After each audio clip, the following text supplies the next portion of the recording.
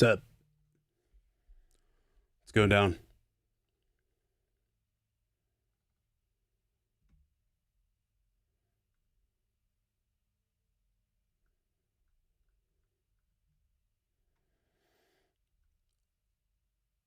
Oh.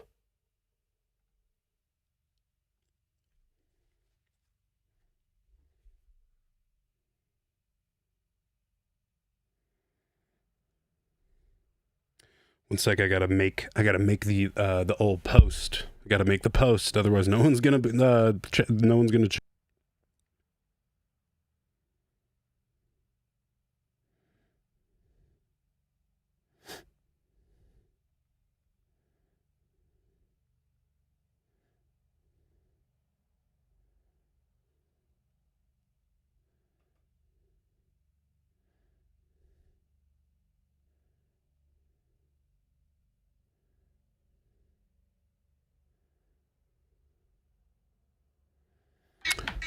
Oh man. What's good? What's fucking going on, dude?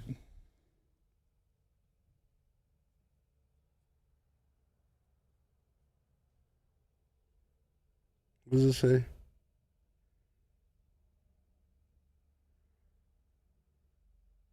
Is it fucked up at all? I'm getting a stupid message that says it's fucked up.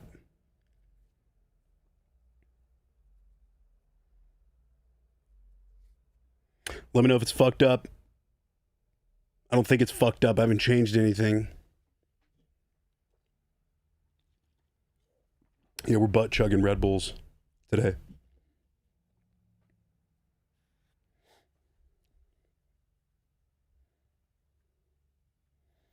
Cool.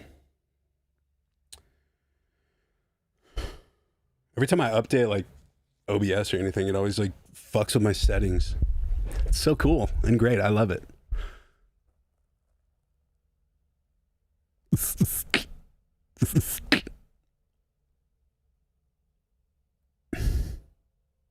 Why'd I just get sweaty, bro? It's hella cold in here.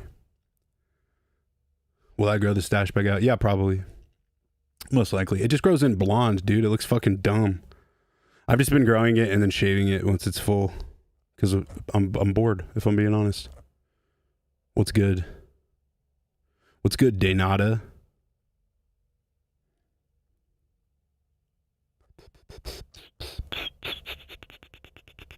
When are me and Kaiwachi gonna drop a song? I don't know. Hopefully soon. I love that guy. I miss that guy.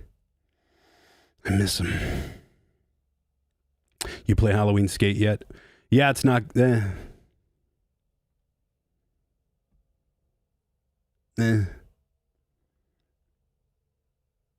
I'm just kind of... I'm over complaining about it because it's not going to get better, so... It's fun. I'm still having fun skating. The parks are cool that they added. But what is that fucking gay dance that he does with his board like this? Like, dude, stop.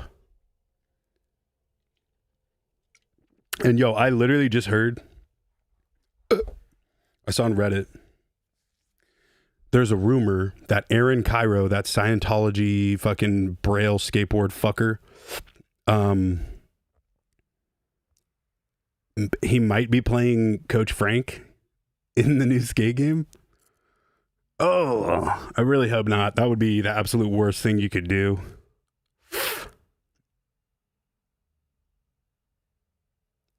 It's on his Instagram.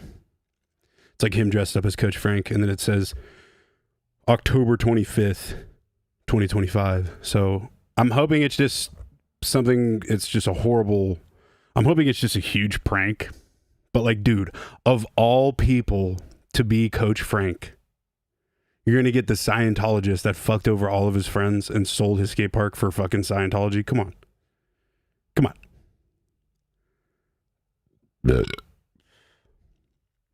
Can we get a down under tour? After Getter tour after you visit with Puya? Hell yeah. Hell yeah.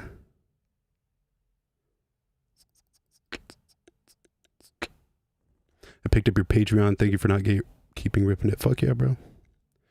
What do I have to gain to gatekeep fucking shit? You know what I'm saying? Also, I just found out if you are in the Patreon, I posted about it, but so I've been making the walkthrough videos for all the songs and shit with the project files. And there's, if you know about Kiss Breaks, I've been talking about them a lot in the fucking Patreon chat. And we were talking about it. It's just like a nice loop, couple nice loops to like fill in the high end of like a bro step song. And yeah, so the Kiss Break loops, I was wrong and totally forgot. They're the Frim. If you know the artist The Frim from way back in the Firepower days, he actually made those. I totally forgot. I thought they were in a pack because it doesn't say his name anywhere on it. I've been using them that long. You know what I'm saying? So I DM'd him. He DM'd me and he's like, I see you're still liking my Kiss Breaks loops. And I love the guy and I don't like beef with anybody. I don't think there's going to be beef because that's my fucking dog. But I was just I basically credited him in the Patreon post. And yeah, he's the man. So the Kiss Break loops are thanks to the Frim. Yeah, the Frim, dude. Straight out, dude. And everybody uses those. Will we get another tour after this one? Can we add Cleveland? Yeah, I think so all of these shows for this year, since I announced coming back, have kind of just been like pretty quickly planned and like, okay, here's what we're going to do. Here's this, blah, blah, blah. Because I am working on something behind the scenes that's almost finished. So come next year, we're going to have a lot. It's going to be more strategic. And I'm going to probably do a cool tour with some cool production. I'm talking to my homie about doing a back-to-back tour for Getter. And I'm not going to tell you who the homie is, but it might consist of a split album with said homie, and then we tour and do a 2-hour back-to-back set with crazy production. But you know, hey, it's on the list, not the Epstein list, the to-do list. Yeah. I do have questions from Patreon. If you're not subscribed to the Patreon, check it out. There's a free one too. You don't have to pay for it, but yeah, people in the Patreon chat just ask me anything shit, and then also advice like what would I do in situations. So we're gonna do those in a bit. Oh, we got a soup chat from CJ. Yeah, shout out CJ, bro. San Andreas. I know it's probably taken out for a reason, but my favorite stream and album of all time. You were long stream explaining and listening to each song of Visceral. Shout out to you for that. Thanks, bro. Yeah, I don't know what happened to that.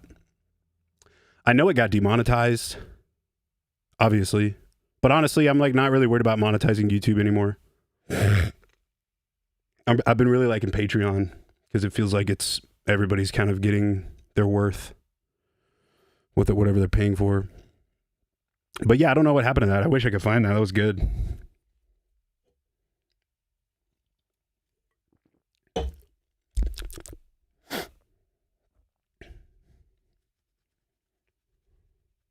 Bought Ableton and Serum to learn dubstep because of you. Fuck yeah, bro. I hope you learn a lot.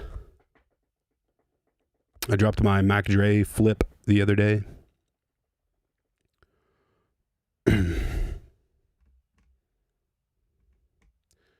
I'm gonna fucking play that shit because that shit goes, bro.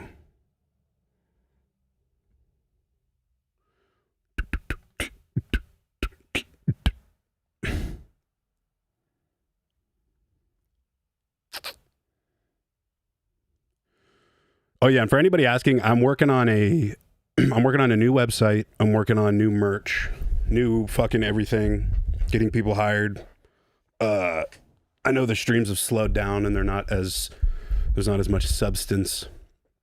But that's just because I've been a busy bee. You know? I've been a busy bee with shows and whatnot. So yeah, just doing it when I can. I did have that nose thing the other day and it was fine and it went fine, but now I have like a crazy infection in there, which is sick, but they gave me some antibiotics for it. Been hitting the gym, been doing, I've just been a busy lad. So things are going to pick up, but I've been working my ass off on this cool new project. That'll come out soon. I just have to finish her off. But In law school, writing my capstone paper on copywriting presets, it's never been addressed by the law. Do you think presets should be copyrightable before they're used in a song, or how far should it extend? That's a tough one, but that is a good idea. Because at the end of the day, like, if it's somebody's idea you're using, it's similar to sampling, I guess, right? The only thing I would think of, like, is would the synth developer or whoever made the preset be involved? You know what I'm saying? Like, they would probably get a cut or whatever. Copyright a guitar tone would be crazy. But I don't know. I'm interested to see what happens with that.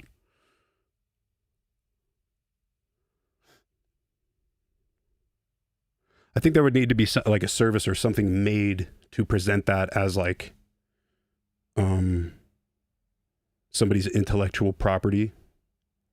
Because if it's sampling something, you already know because you've heard this song from another thing. But if it's a preset, what's going to stop somebody who's really good at selling presets, like selling getter presets that they made and then getting them copyrighted or some shit like that? I don't know. I'm not a big law guy. I don't know shit about the law, yo. Thoughts on deadmau5? I love that fucker. He's the man. Genius, musical genius, realist. And he is Canadian, but Canadians are cool. Muerte is Canadian. Yo, the San Marcos show was lit. I'm stuck in traffic right now, but I'm going to upload the iPod Touch 3DS footage. Keep a lookout. Thanks. Fuck yeah, bro. Thanks, George. I think I'm eventually gonna turn off super chats and just have it all funnel through Patreon somehow. Not like anytime soon, but I feel like, I don't know. I watched Charlie's video. I love Charlie, Moist Critical. He's the GOAT. I was watching his video when he was talking about how he's like turning off all donations and stuff, and it kind of made sense. I mean, you know, everybody watches his shit anyway. I mean, I'm nowhere near his level on fucking YouTube, but it was respectable. You know, I feel like it's not the most fair thing to get people to send me money so I can answer their questions when they can just sign up for Patreon for free, and I could do that anyway. So, you know, or I'll just maybe lower the maximum. Arr. Dude, Aaron Cairo for fucking Coach Frank would be so disrespectful, low-key. You know what I was thinking about the other day, though? On the subject of skate? Because it is EA. And we all know EA stands for everything's ass. That's just everything they make is ass now. But I will give it to them. If you look, I played Apex Legends when it was PC only and it dropped randomly. It was in the blackout days. Shout out Warlord. You're the man. We got to make some music, bro. Were you coming to the Halloween show? Fuck yeah. Fuck yeah, dude. Yeah, Warlord, we got to do some getter shit, me and you. What was I saying though? Yeah, so Apex, when it was like Call of Duty Blackout, and then Apex Legends just dropped randomly. And then it was good for like a year or two before it like really started to get traction. And the season started. But if you remember, when Apex Legends came out, it was just like Skate right now, where the base game was fun. There was only like 8 characters or something. Like Octane wasn't even in it. So like they had very limited characters, limited cosmetics. First season, second season came out, dog shit. It was the dumbest skins. It was the dumbest fucking ideas, this and that, you know, and like, but after season 2, it got fucking good, and it's still like going strong. And they have like, obviously the cosmetic store, but like, I don't know. I have money saved specifically for video game stuff and computer stuff. So I'm a sucker and will always buy the cosmetics. I'm not going to buy a fucking skirt or like a fucking pumpkin head. Shout out Bay. She's in the chat, dude. But yeah, I don't know. I have faith, because this season is garbage in Skate. And if they do make Aaron Cairo the fucking Coach Frank, dude, I'm gonna be hurt inside and out. I'm gonna be hurt. It is, yeah, Seth. It's dumb. It's super fun. It's hella fun. The only thing I'm complaining about, like the base game is great. I wish you could play it on Steam Deck. I literally bought a Steam Deck for that, and then you can't do it. I wish you could play it on Steam Deck. I wish you could mod it. Hopefully someday someone will crack it so you can mod it. Or better yet, maybe somebody can take the old playtest version, rip the source code, and just remake it. That'd be cool. But yeah, the point is, we should see how the rest of the seasons go. I'd say by season 3, it should be fucking better. They're obviously not going to listen to us, so maybe they'll just do all the gay shit first that nobody wants. Then they're like, so they don't like Scientologists or gay dances. Maybe we should put in like skateboarding stuff. Maybe we should stop ripping off real skateboarding brands. I don't know. I'm not a skater. I just bitch a lot.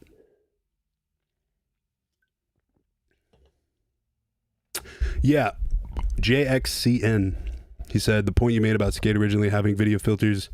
Yeah, so it used to Skate. Yeah, Braille. They're trying to get Aaron Cairo to be Coach Frank allegedly in Skate. I hope it doesn't happen. But yeah, in the playtests they had like color sliders for all the clothes. They had different fits so you could wear hats backwards.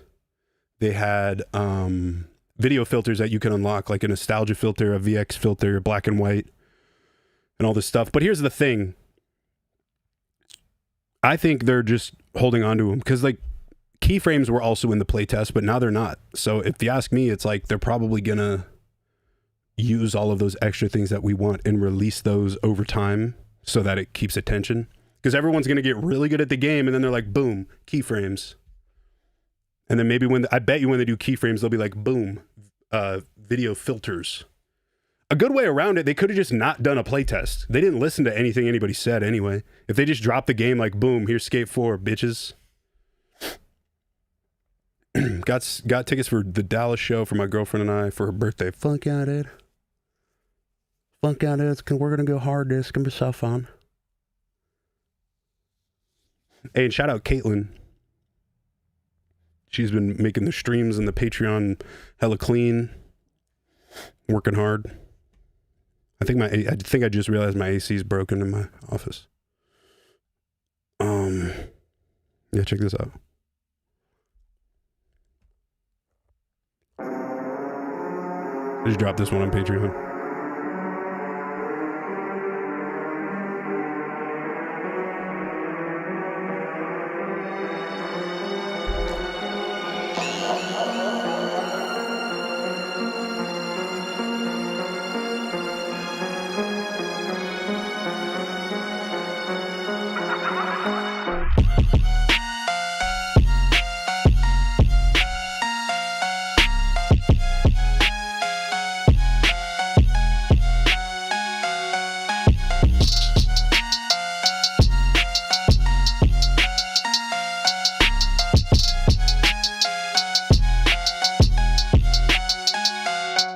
Drink heat and smoke green grass every day and love to play in my clean ass Chevrolet. Gas brake down the strip in the photo with 4 hoes that touch my bread and totos. No hobos. I fuck with cream of the propers, head doctors with choppers and bomb ass toppers.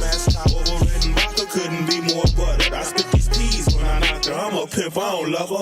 Undercover, I do it under your nose. I hit a lick on your partner with one of your hoes. I'm running with those niggas and drug dealers that bug niggas that got Skrilla. I'm Godzilla, Chachilla. That's where they send my hoes. Cause I make them do illegal shit to get my dough. Slit my throat. If you ever see me faking, I better be tending to this pimping and money making. Rollers on day, but they can't catch him slipping. Yep, I killed that shit. It's a good ass song. Why does my chat keep just fucking appearing?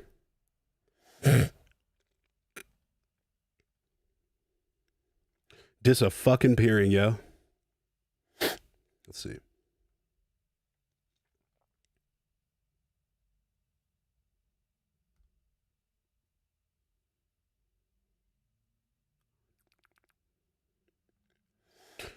Oh, Yeah, that one's there's a download on Patreon for that. Actually, let me take a quick gander here. I've been finding a lot more unreleased shit. Right now I'm balancing making new shit, finishing this new shit, and keeping up with the Patreon. But I still got, hold on, there's 70 or 71, so 2, 3, 4, 5, 6, 7, 8. So I still have literally 62 unreleased songs, and that's just what I have exported. So, you know, we're keeping the train moving, bro. Trying to quit the devil's lettuce and finding that 3 to 5 day stretch absolutely brutal. Any advice? Brother, it's tough. I quit smoking weed and I felt like I was retarded. Like I straight up felt like I gained, or I'd lost a chromosome, or was it gained?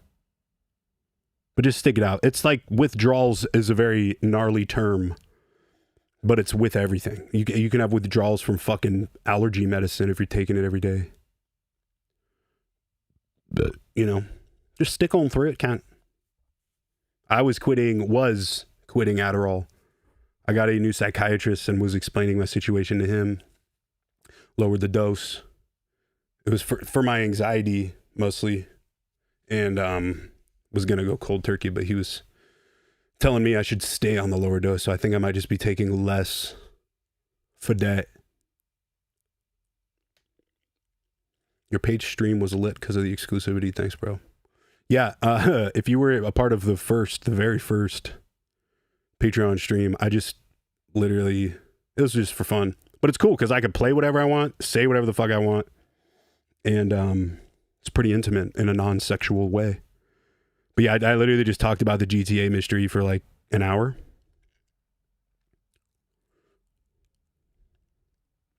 It's pretty cool. Thoughts on Juice WRLD? Bro, rest in peace. He's fucking great. I remember I heard All Girls Are the Same when Lyrical Lemonade posted that shit. When it had like not even 20,000 views. And then like a week goes by and it's well over 1 million. He deserved all the fame he had. He didn't deserve to go when he did, though. I haven't heard the new Wayne album, but I stopped listening to music reviews. It ruins it for me. These fools ain't ready to find out about the Chiliad mystery straight up. But I'm setting up, I have my home stream set up now. Also, I think Skate is just not optimized. I think that's why it was looking like shit, because everything else is fine. But, oh, Dill. My bad, yo. Would you recommend someone who is starting out learning GB? What's GB? Garth Brooks? Gray Boobs? Guy Boner?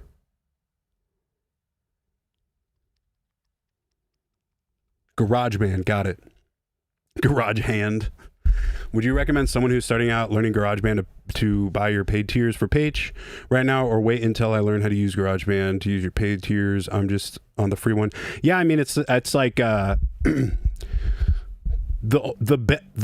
thing you would benefit, I think, this isn't a sales pitch, I'm just being real. Like, the walkthrough videos are like over an hour long, super in depth, and I'm explaining as well as I can how shit is made and why it sounds the way it does and shit like that. So that's probably what you would benefit the most from. But you could, like, if you're just starting out, you probably don't need it right now. You know, like, there's going to be a lot of shit I'll talk about that you won't really get right away. But I mean, look at the bright side.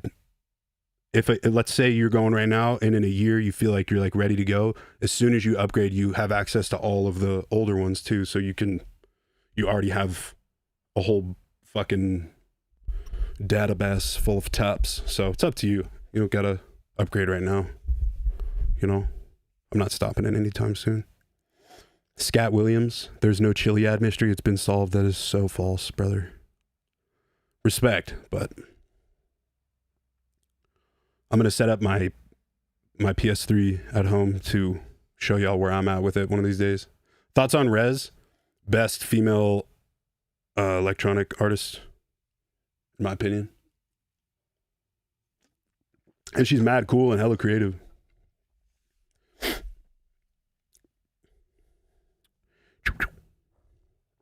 Terror tour anytime soon. I'm doing 2 shows with Lil Darky in Salt Lake and Denver as Terror. And then I'm doing a tour with Puy and Fat Nick in Australia. And then I'm taking low-key right now, I'm taking like a creative break from Terror just because I have this problem where whenever I'm doing 4 or 5 things at once, nothing comes out how I want it to. You know what I'm saying? Like it'll come out half-assed or something. So I'm at this stage now where I have most of the beats for this next Terror project. I have a bunch of stuff written, but I'm also doing a fuck ton of Getter stuff right now. Touring, putting out music, finishing music. And it's just too much to try to just lump Terror on top because it's like I always say, it's a passion project, you know, and if I'm not fully there mentally, it's not going to be as good as it would be if I waited like a month. So I'm putting it on pause for just a couple weeks.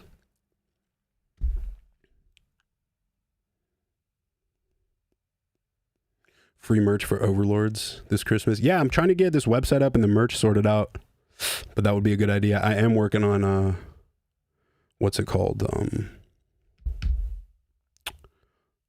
A 500 paid sub surprise. Let's see what we're at right now. Actually,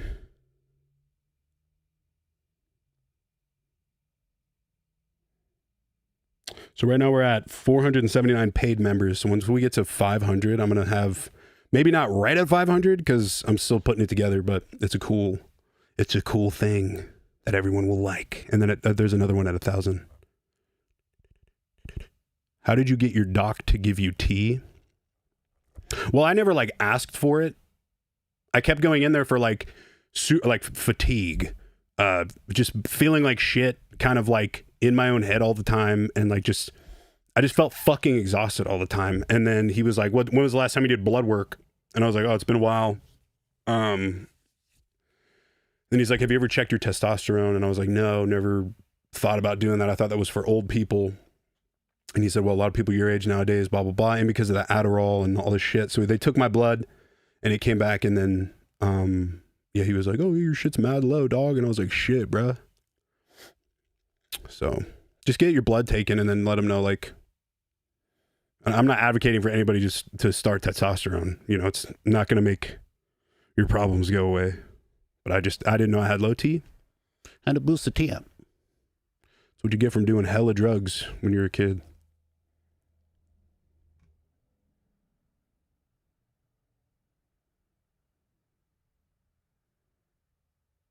If y'all are talking about DAWs, like, yeah, pretty much all of them are pretty much the same. If you learn GarageBand and you want to switch to Ableton, or if you learn Logic and switch to Ableton, like the stuff you're going to do is the same. It's just the way to do it changes.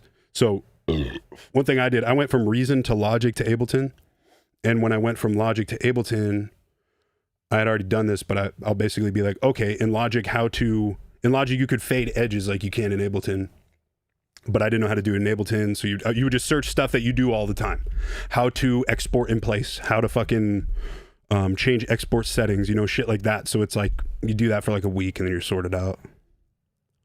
How bad is Addy? Take it if you need it. The only bad part of it that if you don't need it, I have plenty of friends that don't need Adderall. And it makes them all cracked out and jittery and they can't sleep. I sleep like a fucking child, bro, when I'm taking Adderall. Like, I don't take it at night, but like at the end of the day. It is legal meth. It actually is. Literally says amphetamines on the bottle. Testosterone is just meth. I am going to pull one of these guys real quick. Sorry.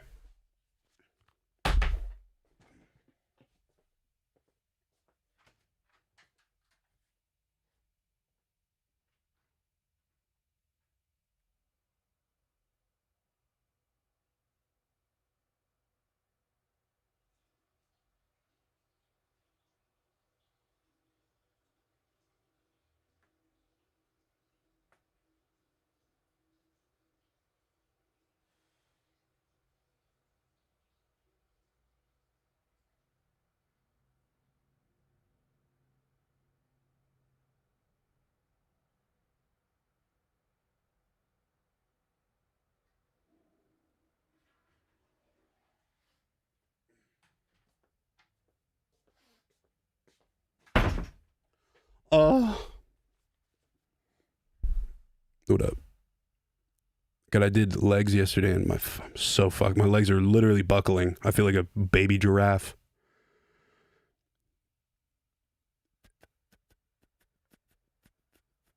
Thanks, Tropical. But yeah, I feel like if you genuinely have ADD and you need to take something, there's plenty of shit you can take, but I was taking Adderall for a while, still am. I take much less now. But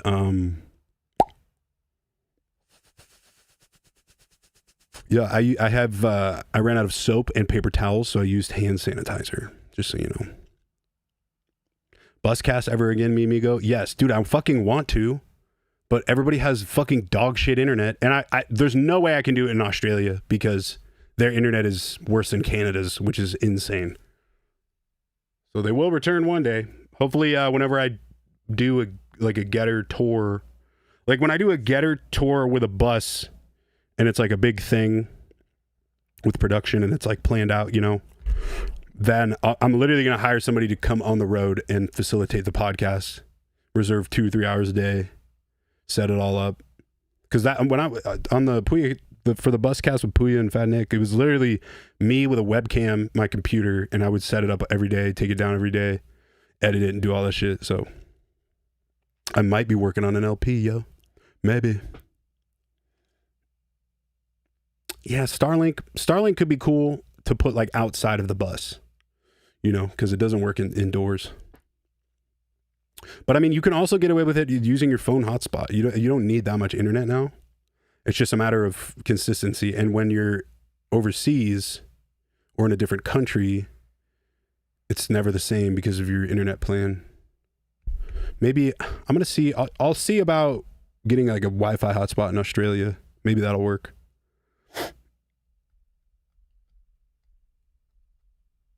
Yeah, Starlink. Lindsay got Starlink and tried it with her shit, and she said it sucked, and she returned it right away. But she was like driving, and yeah, Fat Nick's the funniest, bro.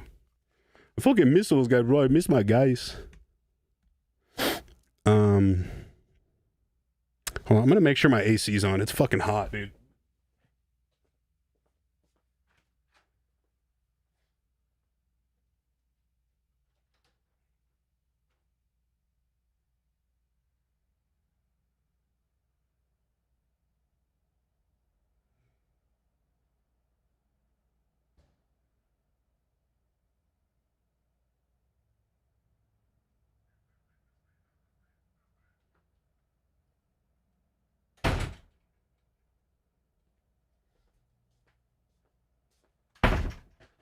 It wasn't on. I need to get someone to come out here. I'm going to write this down, actually, so I don't forget.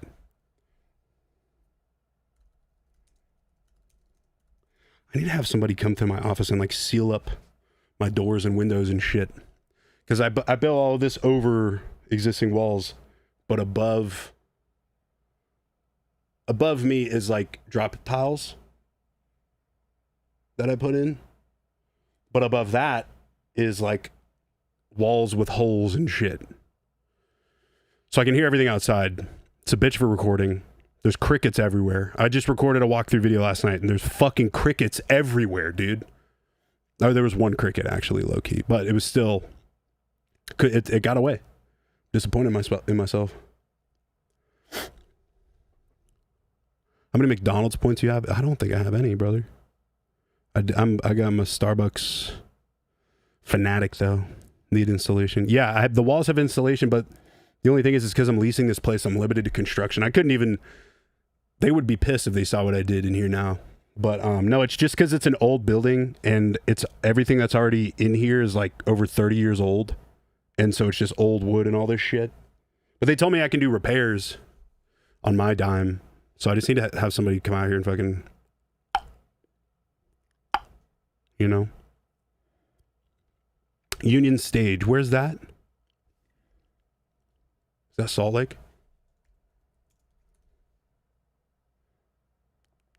Oh, DC. Fuck yeah. Oh yeah, that was a good show. It was a very small, intimate show. That was a good one. We did Korean karaoke afterwards. It's a lot of fun. What's up, Jenna? Look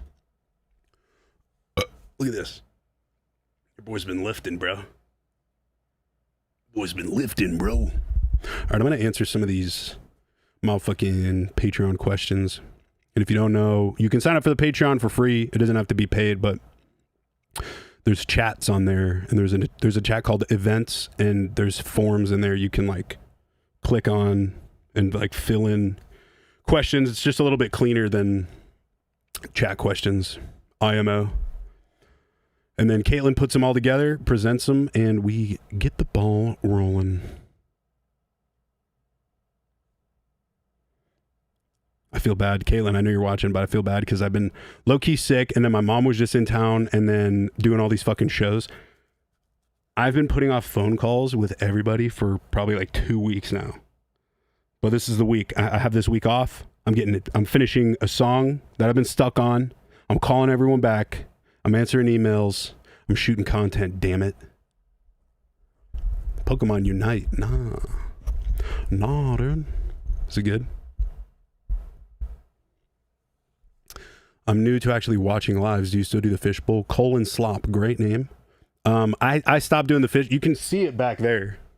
It's literally a fishbowl right there. But no, I was saying earlier, when I first started these streams, I was doing all these fun things and like, you know, doing all this shit. And I wasn't doing shows, so I had a lot of time. But now that I'm like, this is my first week off in a while, not complaining, but like doing a show Friday, Saturday, Sunday, and then having to leave again the following Friday, that leaves like 4 days off. And that's like the most days off that I'll get. And then I have shit I have to do during the week. If I'm streaming, it's a Tuesday. So it's just like too much shit to keep up with. You know what I'm saying?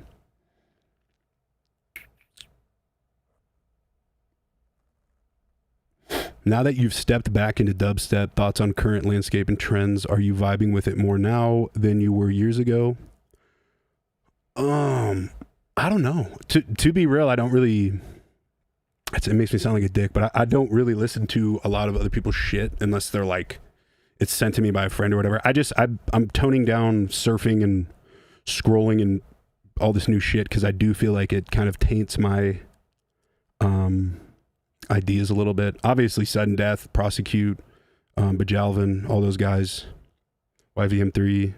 I really like how heavy shit has gotten. And might have to raise the bar. Next year, I might have to do a little something that I haven't done in like 12 years. I might have to raise the bar a little bit. Might have to do some crazy shit.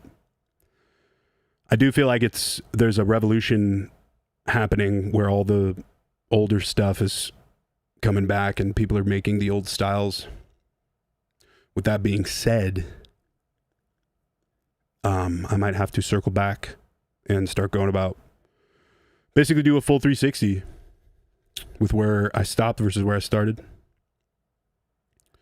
Go back into the really heavy shit. You know Brosep's about to come back because Skrill just posted about it. So Brosep will come back. Right now Rhythm's going hard. I'm going to have to take the bar. I'm not going to take the bar from Sudden Death because as far as I'm concerned, that fool goes harder than anyone I've seen live. I can't go that hard live. Sudden Death has the bar right here, right? So this is my hand. This is Sudden Death's hand. He's got the bar. I'm going to grab the other side of the bar. We're going to raise it up together. I'm going to do it in a way that no one's done it yet. No one's done it this way. It's going to be a great year for dubstep, 2026. Voltage 4. Yeah, I already heard most of it, dude. I can't wait to peep it in Denver. Yeah, Pop Punk's back. I was just at When We Were Young Fest a couple days ago with Lindsay. Dude, I had a great weekend, low-key, actually. So I did San Marcos, but the day before that, my mom came to town, and my uncle, check this out. You're going to flip. So when I was growing up, my uncle played guitar for a bunch of small bands. He played blues. It's my mom's brother. And then he played for like Charlie Musselwhite, played for all these smaller, and I'm saying smaller because I'm going to get to who he's playing for now if I haven't said it already, but so he's like in his 50s now, and he's been going so hard and grinding so hard, and finally he got picked up by the Beach Boys, dude. So my uncle is like the Beach Boys official guitar player now, and he's been touring with them for I think over a year now. And he lives in Vegas like I do. And I haven't seen him in 12 years or some shit like that. And so yeah, my mom was in town. We went to see him. We went to dinner, saw him play. Then I went to San Marcos, came right back and took my mom to see Shane Gillis. It was the funniest fucking shit. It was a stacked lineup. So the only thing they had on the ticket was Shane Gillis, but it was Shane Gillis, Joe DeRosa, Tony Hinchcliffe, and Andrew Santino into Shane Gillis. Amazing. It was a great show. Then the next day we went to When We Were Young. The Tsunami Bros put me on their list, me and my baby darling. Such a good weekend, dude. And yeah, we actually stayed for the whole fest. I'm pissed I got there right when Drain was done, but I was chilling with Sammy. Those guys are fucking awesome. Had a bunch of people coming up to me, artist-wise, recognizing me. I saw Marshmello there. Was chilling with him for a little bit. Got to see Blink. I saw Blink 182. I saw Taking Back Sunday. I saw Weezer, Knocked Loose, Kubla Khan. It was a fucking sick show. It was stacked. The singer of Sum 41 walked right past me, and I was like, "What's up?" And he didn't even look at me, but we connected. We for sure connected. Yeah, When We Were Young was fucking great.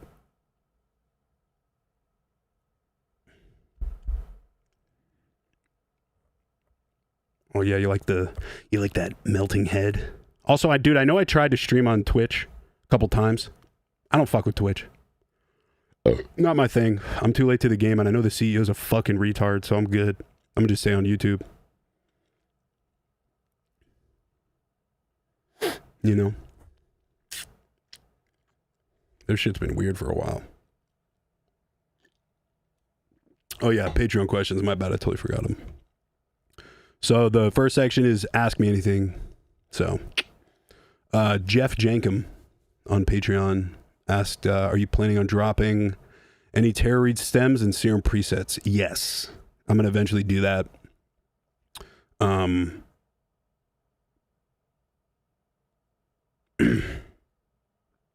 Yeah. I just got to figure out how I'm going to do it, because I don't want to be dropping my acapellas everywhere. And the projects are going to be weird because it's all just going to be like third-party plugins, and presets with those always suck. But I'm going to figure it out. But it's on the list. My plan is to put everything I've ever made on page. What's the scariest tour memory? From Scumfuck776 on page. Scariest tour memory.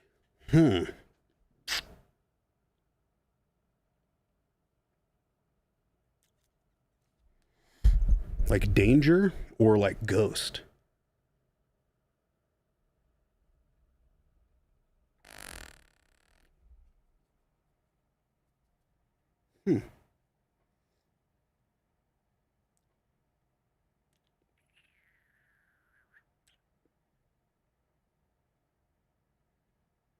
Dude, I don't know.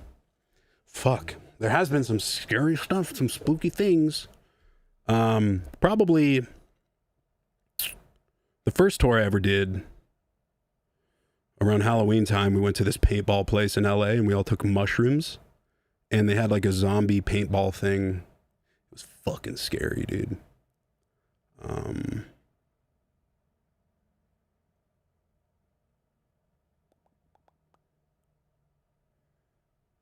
I don't know. Scary stuff. Fuck, man. Favorite Kill Tony episode? I like the Vulcan era. Any episode of Vulcan was my favorite. I don't know. We'll go with the mushroom zombie attack. Actually, no. I have it. Boom. When I was, I think, 19 or 20, I did a show in Patterson, New Jersey with it was me and Jay Phelps and I think Dub Loads way back in the day. And there was a last minute venue change. And the new venue was like a bar owned by gang members, and no one knew that shit. So we just go to this, it was like a Western themed bar or some shit. And we played on these shitty decks. and I had my backpack with my laptop in it, my life's work in it. And so we're all chilling in the green room. It was like a pretty small venue, 2-story, but on the second story is where the green rooms were. So if you can imagine the stage right here, and then the crowd fit maybe 200, and then there were stairs right here that went up to the back green room area. And so I get there, I'm chilling in the green room with everybody, and I think I went out for a smoke or something. I come back, and then I'm forgetting the small details, but people were the promoter was cool, but the people who worked at the venue that were apparently in a gang, I don't know, but they were pocket checking people in the green room, making it seem like it was like a security guard or a security measure, like checking pockets, checking backpacks and stuff. Next thing you know, Jay Phelps is like, oh, someone stole blah, blah, blah. And like, I had all my shit on me, like I said. So I don't even know if I played actually. But as soon as it started to get real weird, I bounced out front, and we were waiting for a taxi because I don't think we were doing Ubers yet. I don't think Ubers were around yet. And, you know, me being a fucking retard, I'm drunk as fuck, underage, also drunk with X's on my hands, waiting for the next call and the plan, blah, blah, blah, blah, blah. Everyone's stealing shit. Security guards are out front trying to press us still. And we're just like, dude, we're going to leave, blah, blah, blah. And then one of the security guards came up to me. He's like, yo, I need to check your bag. And I was like, my backpack? And he's like, yeah, I need you to open up your backpack. I'm like, I'm leaving. He's like, it doesn't matter. I was like, I'm not showing you my fucking backpack. He's like, do we have a problem? And I was like, I don't know, do we? And we were calling each other shit back and forth. But see, my dumbass said, suck my dick. Now let's rewind. This was probably a 6'10" black man, very husky, very yoked. I'm a 5 foot, I was a 5'8", I'm 5'10" now, what's good? I was really short, 19, 20-year-old, no tats, nothing menacing about me at all. I had a lisp. I was about to play dubstep, and I told this giant of a man to suck my balls. It was either balls or dick, I can't forget, or I can't remember. And then he clocked my ass in the face, backed me up. The other security guards came through, and then they didn't really jump us, but they were like just kind of shoving us, getting a couple socks here and there. And I was like, okay, dude, I'm sorry. Boom, boom. Give me in the face. Okay, I'm sorry. They're backing us up into an alley. So it's like me and my boy and like, like between 4 and 6 guys getting us into this alley. And at this point, it's probably 2 a.m. Very sketch. And our taxi pulled up at the end of the alley, like at the very end of the alley. And we're like, dude, it's right there. And then one of the guys during the scuffle, I was apologizing a bunch. And one of them pulled out a gun and said, do you want to die, white boy? To which I replied, no. To which I replied, I mean, sometimes. Nah, he said, do you want to die, white boy? And then we fucking sprinted away. And they didn't shoot at us or anything, but it was scary. It's good times. That's how we be outside, man. Yeah, there was a couple of like ghost things too, but yeah, that was scary. That was, I think, one of the only times I was scared. Like, bro, are we about to die right now? That would suck, dude. Oh, if we died right now, bro, that would stink. Another question from Patreon. Do you have the project file for Choppas from Big Man Smith? I do, but I don't feel comfortable putting out. I guess I'll put out the Choppa's project file, but only my parts of it. I feel like that's fair. I can't put out Ian's parts. That would be fucked up. I don't even have his parts. I have like stems. But I don't know. Maybe I'll check with him. Because if I can get his okay, then we'll be fine. Hey, Hudson Williams. Thanks, bro. That was a good-ass show.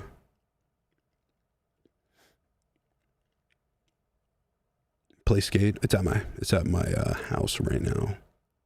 Honestly, it was crashing on me a lot earlier. And if you really want to know the games I've been playing, there's a new escape game that dropped on Steam called House of Tesla, and it's very fun. Am I going to ComplexCon? Oh, what's up, Dove? Probably not.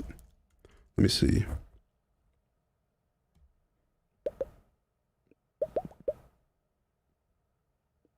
October 25th, 26th. Let me look at my calendar. Oh, that's this weekend. Maybe. Probably not, though. Just put it in my calendar just in case. Another question from Slit. The username is just Slit. Why do you think people with high level intelligence are drawn to inhalant abuse? You seem like a top percentile genius to me. Well, thanks, bruh.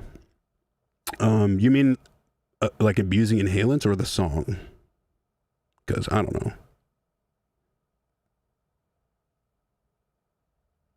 It's just one of those things. It's in front of you for so long, you're gonna fucking do it. Bro, when I remember in high school, I wasn't gonna. All my friends smoked weed.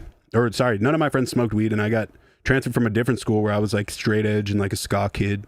And then I went to this new school, and I was friends with everyone for like a year. You can ask Daniel too, Sneak, he'll back this up. But Ace Chilla was good, bro.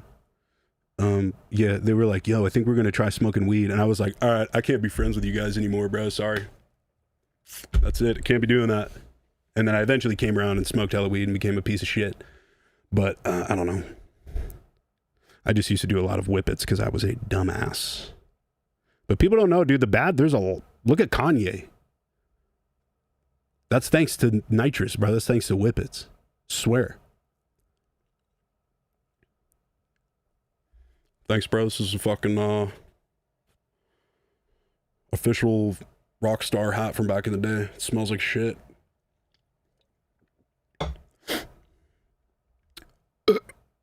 Another question from Sierra Daisy.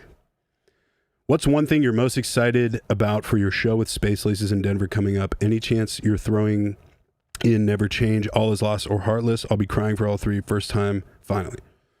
Well, thank you. Yeah, me and Space Laces in the base capital of the U.S. It's going to be pretty nuts. I'll tell you, I'm very excited to be playing with Ian again. I'm very excited to see his biggest headlining show to date. I'm very excited to be support on that. And I think I'm most excited to see his new set because the way he makes sets is insane. I'm not excited to take all of the Space Laces songs out of my set because they're staples, but I'm going to. Yeah, anytime I watch his new sets, I'll like listen very close. And if there's anything I don't have, I film it on my phone and then I show him after. I'm like, why didn't you send me these? So I'm going to be getting reloaded. Pause. And yeah, I play All Is Lost in my set for sure. Kyle. The username Kyle. Are you keen for the Australia tour in Jan? Or are you planning on coming back soon? Yeah, I'm so fucking keen, bro. I can't wait. It's been too long. I miss the Down Under. Underneath. Might link up with Max and Chad again. Miss those guys. Callus from Page. I recognize your name. What's up, homeboy? Not much of a question, but have you ever tried sitting reverse on the toilet while taking a dump? Shit's broken, yo. You get a tabletop. You know what's hilarious about that is, so I did Trevor Wallace's podcast a couple weeks ago. I think it comes out this week. Maybe it's out now, actually. I don't even know.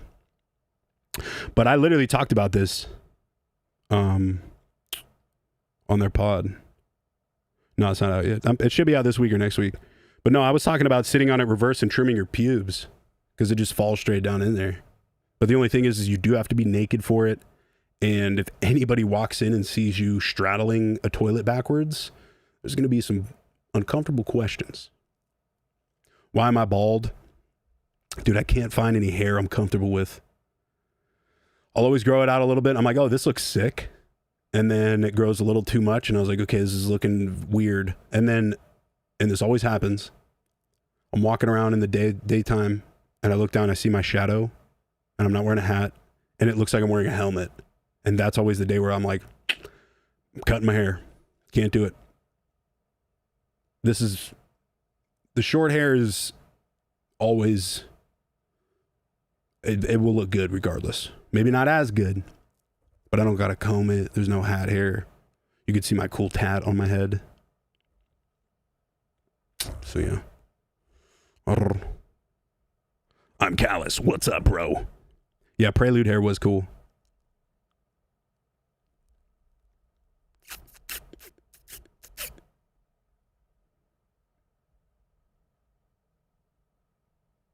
Shadow insecurity. Yeah, dude, no, straight up. I'll see my shadow and be like, what the fuck? I'll check my head for a helmet, but there's no helmet. It's just my hair. I'm like, damn it. It looks like I'm wearing a toupee, bruh. Maybe I'm just insecure.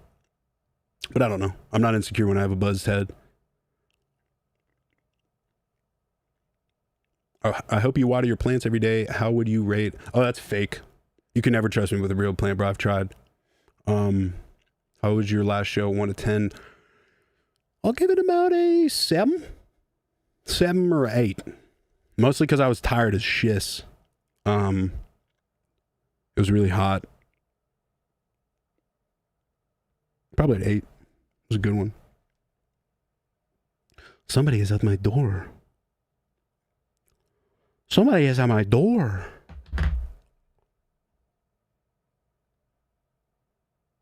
When your girlfriend is Lindsay, don't be insecure. Yeah, I know. She is bae. She's a hot bae.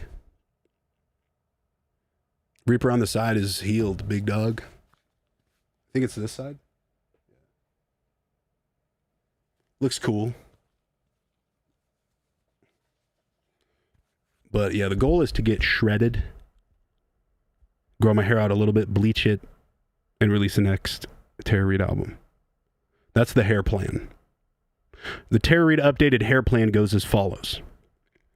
Step 1, get shredded. Get jacked. Offensively jacked. UFC jacked. Step 2, grow my hair out about 2 inches. Maybe 1.5 inches. Step 3, bleach. Step 3, natural ombre. Let it grow out another 1/2 inch. Release album. So as soon as you see me offensively jacked, there's some Tara Reid coming. Okay? And as soon as you see me bleach my hair, Tara Reid album's right around the corner, I promise. Buy the Tara Reid hair regimen today. That's why you increase in the T. No, actually, I found out that helps later. But I'm hyped. I did it so I didn't feel like a fucking tired piece of shit all the time. But I'm staying around for the fitness. It does make me feel good. But I do eventually want to come off of it and raise it to a healthy spot naturally. But it just takes a lot of work. And I don't want to do that right now. Full bearded getter? Bro, I'm going to try. I'm going to try shit. But you see this thing right here? It only pops up when I have a little bit of scruff. Last thing I need is another chin. Step 5, Chiliad mystery. Don't get me started. People will leave. Let's do another quest from Patreon. Geox. Jeox. Since Getter is back, do we see Getter merch anytime soon? Would love to rep Big Dog. Fuck yeah. Yeah, I'm working on it right now. I'm getting designs together. Getting a new website together. Getting everything together.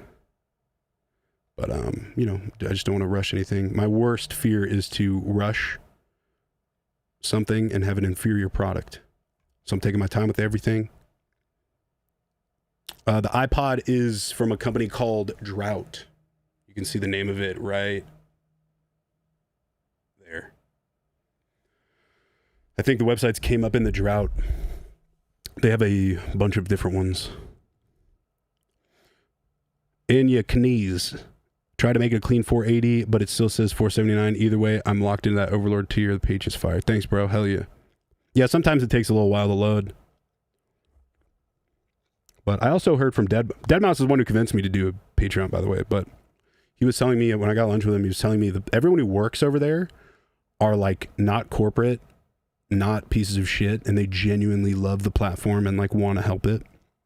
So it's kind of cool to like be a part of something run by people that are cool and not dumbasses.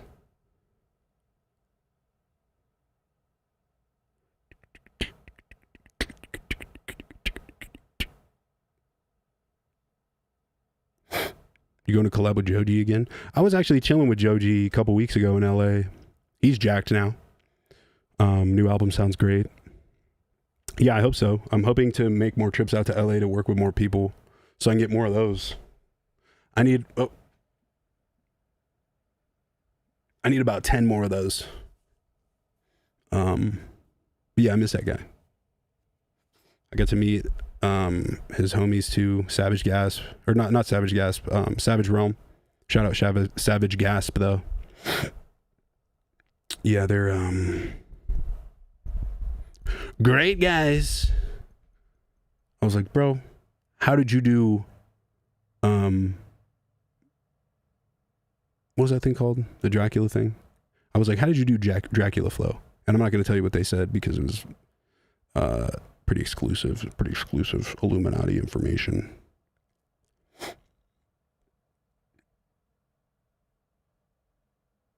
Oh my God, I have to pee so bad again. I'm trying to hold it. I'm pinching. Random Trump accent every now and again. What's up, Tyrone? When I get older and I have a kid, I want to name my white child Tyrone. I feel like that would be hilarious. I'm not really going to do that, but that would be really funny. Unless you're offended by that, in which case it wouldn't be funny at all and it would fit him perfectly and be a normal name. How did you decide on the names Getter and Tara Reid by Kale? Getter just was one of the first things that I thought sounded cool, short and sweet. And then Tara Reid was a combination of a Riff Raff reference and the actress that I used to have a crush on. I would love to do a music video with the real Tara Reid and have her in the music video someday. That'd be cool. What DAW do I use? Ableton. I use Ableton 12. I'm gonna go pee. I will soon. Ooh, favorite Blink-182 song? Shit. Out of their new stuff, Turpentine, or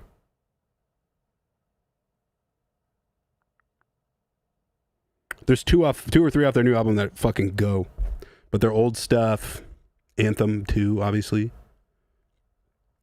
Violence is very underrated by Blink-182. That was one of my faves. Probably Violence.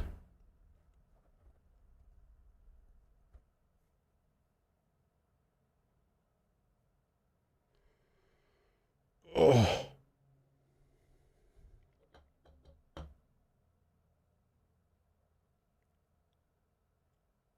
Hot Vodka 2 goated. Thanks, bro. Wait for Hot Vodka 3. Telling you. Cheez-Its or Goldfish? Fart Boner on Patreon wants to know Cheez-Its or Goldfish. Flavor blasted Goldfish over Cheez-Its any day. Jeans on Patreon. Favorite skateboard brand? Either cash only or GX 1000.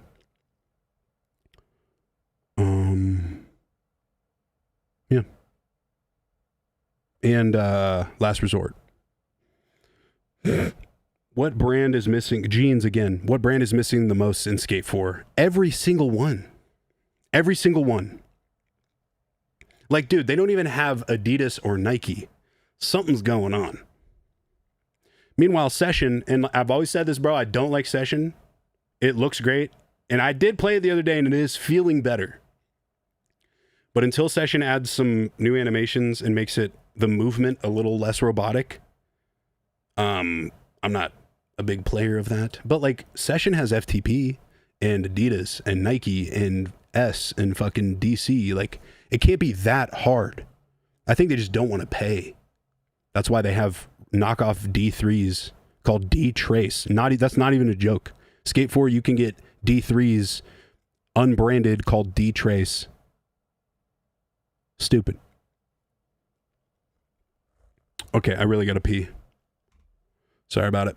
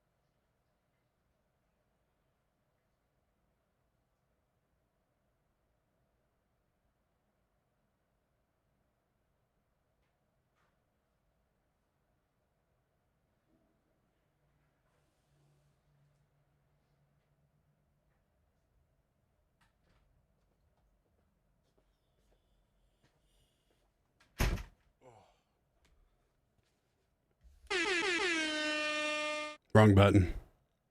So, yeah, peeing a lot.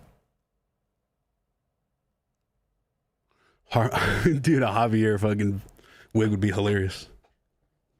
Call it. You seen the Come Town, No Country for Old Men bit they did a while ago? It's really funny.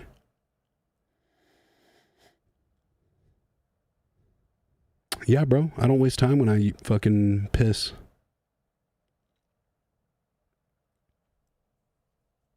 Top 5 PS2 games. Damn.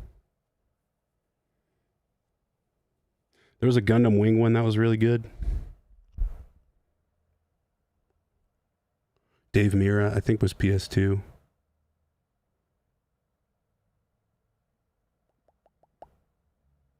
Oh, Parappa the Rapper. Jet Set Radio. Oh, wait, no, that was Dreamcast.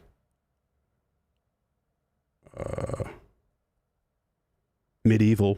That one was great. Oddworld. Yeah. Yeah. Manhunt was sick. PS2. You still got that Anchorman wig? Yeah. Yeah, I do. Now, I think me and Lindsay were talking about doing a couples Halloween thing. We might be Tommy Lee and Pamela Anderson. I think I would play Pamela Anderson pretty well. Terror Small Bladder Pede. No, it's more like Terror Hydration Lord Pede. I also think it's a nerves thing. Not that I'm nervous right now, but I've always found whenever I'm not doing shit, if I'm at home working, making music, whatever, I never piss. But if I'm doing something, podcast, stream, shows, anything, I have to pee so much more. So I think it's my brain trying to fuck with me, yo. I think my brain's trying to fuck with me, yo. Yo, what the fuck, dude? It's fucked up. Tanner, you have to try and guess my costume.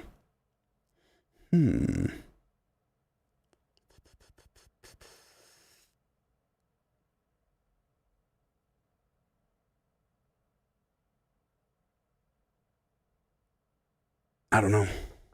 I could guess a million things. It would take forever. But I'm excited to see it. Follow the damn train, CJ. You know that's a huge clue to the Chiliad mystery. Just saying.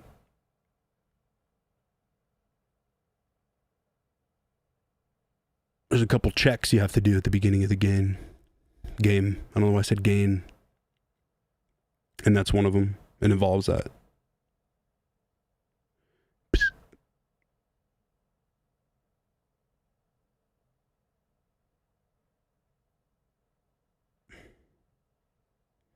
Do I like pickles? Fuck no. Fuck pickles, dude. Fuck them. I actually have, if you know about the Chiliad Mystery Reddit, you know that it's, maybe you don't know, but it is dog shit. It's full of mods that think they're important, and there's like, oh shit, hold on. I'm still using this shitty fucking mouse. I hate this mouse so much. So there's a little over 5,000 people in the Chiliad Reddit, and there's maybe 5 of them that are for real, including me. What's good? Everybody else just wants to be that guy, and then everybody else is on YouTube making videos about how they solved it. So ignore that shit. But no, I do have a post in there, a couple posts that are insanely important. Well, I'm obviously not gonna go over them now. That will evacuate the stream. What am I gonna be for Halloween? I don't know. No, I think we're gonna do the Tommy Lee, Pam Anderson thing. I don't know how I'm gonna look in a wife beater though. I'm bulking, so I got a gut and some titties.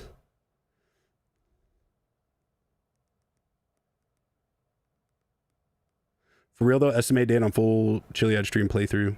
I mean, to the point I'm at. I can't play through the whole thing because very long. The first step of the Chiliad mystery takes at least 8 hours. No, more than that.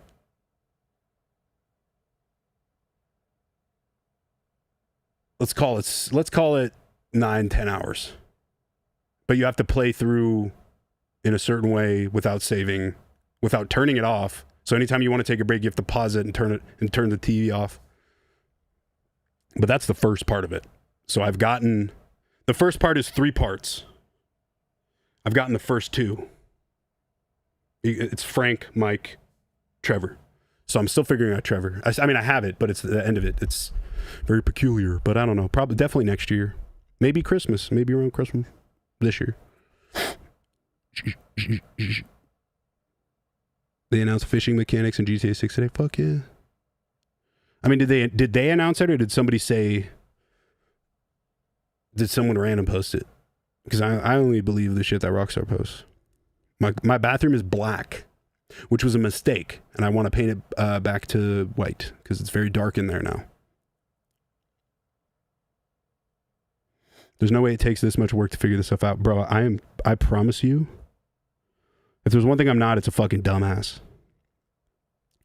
And I love puzzles so much, and it's the most complex, coolest fucking puzzle I've ever seen. I mean, Jack Danielson, I feel like if they had it in Red Dead, they gotta have it. And it's Florida. It takes place in, Leonida. So, Sada. Ooh. I'm a hungry boy.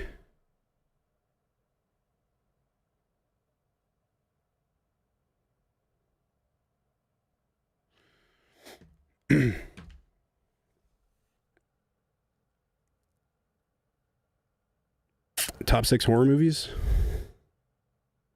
The first Paranormal Activity. These are in no order. The first Paranormal Activity. Bully. Funny Games, the American one.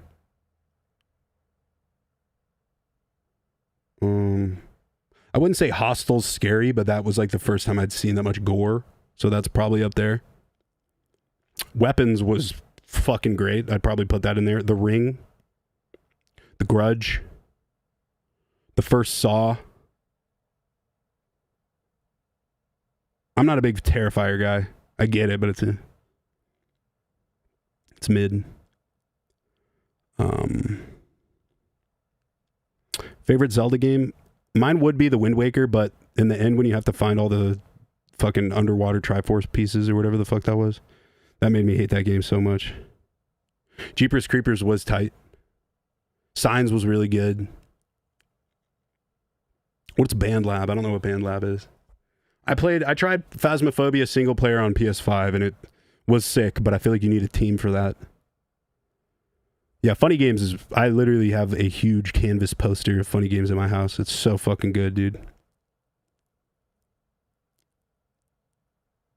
I think The Shining, but I didn't think The Shining was scary. I'm obsessed with cinematography. You can ask Lindsay, dude. It's annoying.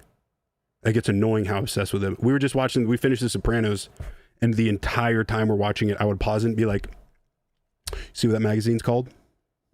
I bet you this is going to happen in 5 minutes, and it happens. I just love that shit, and they do that a lot in The Shining. Kubrick's a fucking genius. Tara Reid, how come these women be acting fine as hell sometimes? Bro, you're preaching to the choir, bud.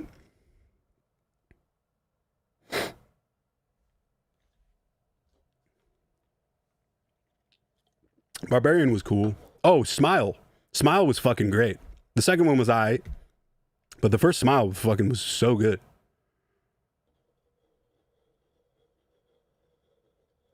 I started watching that Ed Gein monster shit. We got like 3 episodes in. It's mid. I'm gonna finish it, but it's so mid. Partly because, like, dude, okay, the voice is weird.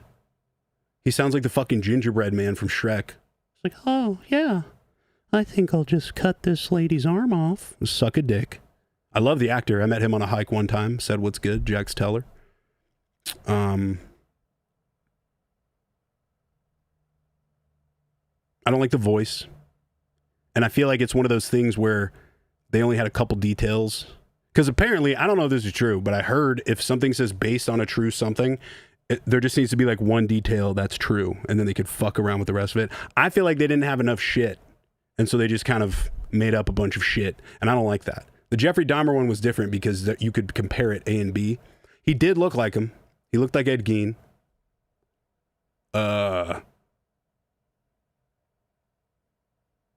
But yeah, I don't know. I mean, I think it's cool how they compare all the old movies, and they had like that one fool that did Psycho was in it. Someone was playing him. I thought that shit was really cool, and how they like I didn't know Psycho was based on Ed Gein. Didn't know that at all. But I'm gonna finish it. Give it a chance. We were bouncing that in The Sopranos, so I'm like, okay, let's watch some real art.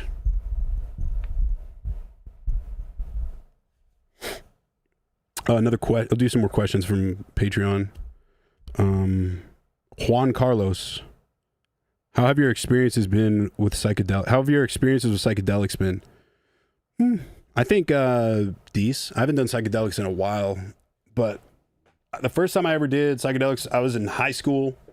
I think I was a sophomore, and one of our homies, I don't know if not what it's like nowadays, but back in my day, there was always that one homie whose like parents were cool with you smoking weed and getting fucked up, which is cool at the time. But then when you grow up and you realize how fucked up it is, you're like, damn, ooh, that shouldn't have happened. I do fuck with salmon, yogurt. I do. Yeah, I was at my boy's crib. His mom was cool with us smoking kush and stuff, and I did get caught for that exact thing from my parents, but not. I tried shrooms for the first time at his house, and I had a bad trip my first time because I was so anxious and like worried that I would get busted. But I remember because one of my best friends in the world, Kenny Ash from the Bay Area, he was the first dude I knew that quit everything and went sober and went in the program. I had no idea what that even was. He was like another big bro to me, but I was tripping fucking dick. We went, they lived, my boy, I'm not going to say his name and fucking call him out, but he lived in a certain area that was like he kind of lived by Daniel Sneak, my bestie. And there was this little area that had it was like a community park and like a pool that nobody ever went to. So we ate him over there and then walked to this other dude's house. By the time we got to his house, we were all gonzo. I think it was just me and one other person actually. But yeah, we're there and I started to sweat profusely and worry. And I remember we were chilling in his room. He shared a room with his brother and they were playing Ocarina of Time. Maybe Majora's Mask actually. I can't remember. They were playing some Zelda game, and I was on one of the beds in my underwear because I was sweating so bad I had to literally get down in my underwear. So I'm chilling there with my bros, laying down in a bed, watching him play Zelda, and then I get a call from Kenny, my sober bruh, and he talks me out of the bad trip. And he's like, yo, dude, you're doing great. Everything you're doing is correct. You're not going to get in trouble. This is going to be an adventure. And then right after that, stopped sweating. The castle that was outside disappeared, and it was a great time. And then, yeah, I did a lot more shrooms and all. I remember I tried salvia. Don't do salvia. Don't do it. Why was that even a thing? I don't know if it's still a thing. My friends were like, yo, you ever heard of salvia? And I was like, no, what's that? And they're like, it's this thing. We've never done it, but you apparently trip balls. I'm like, cool, I'll do it first. And, yeah, nothing compares to salvia. I've done a lot of shit in my day, but salvia is the worst thing I've ever done. Never do it. It's not even close to fun. No one has a fun salvia story. Because first off, when you do other shit, at least there's a feeling of euphoria around it. So even if something sucks, at least you're euphoric and you feel good.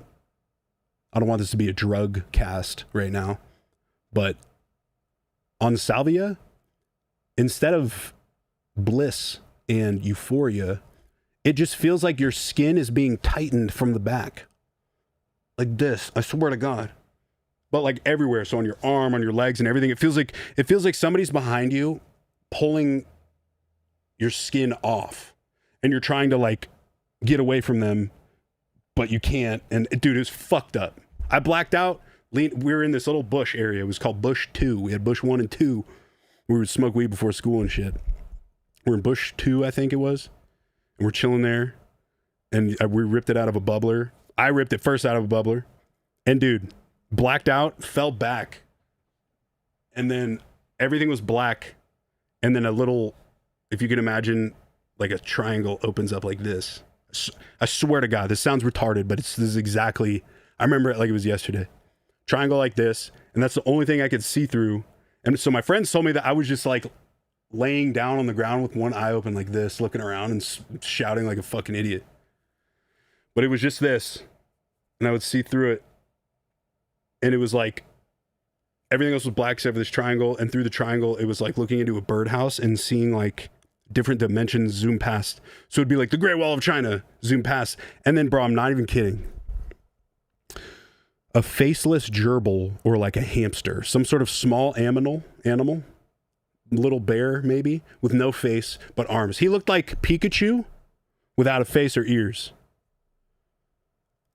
And I don't know what he said, but he started talking to me, like commanding me somewhere, doing something, and then pulled me out of this triangle, to which in real life, I jump up and snap out of the trip. And that was my salvia trip. And I never did it again. Scared the shit out of me. I did DMT once, but I didn't break through, so I was like, all right, not worth it. It's just fun to experiment with when you're of age, but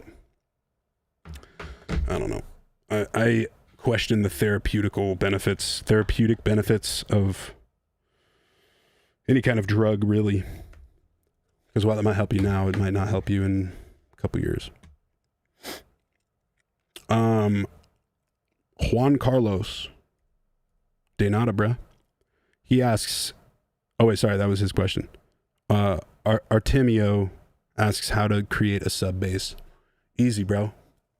Do a sine wave or a triangle wave and just lower that octave and you got yourself a sub bass. Or you can do a square wave and filter it so it's below 500.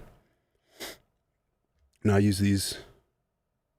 I'm not a zinner. Okay, we got the last question from 8Bitta. If you could instantly master a skill, but only for a day, what would it be? Jelking. No, I'm just kidding. Oh, dude, stand-up comedy. Absolutely stand-up comedy. Because I really want to do it, and I do have a lot of jokes written. But I've never done it. And that takes years to like get it ready to present. So if I could just be like, and do that shit in a day, boy, I'm gonna get a Netflix special. I promise you that. I'm working on a Born to Stunt remix, and I'd like to give it to you on a flash drive at your upcoming San Jose show. Hell yeah. Yeah, throw that shit up on stage, bro.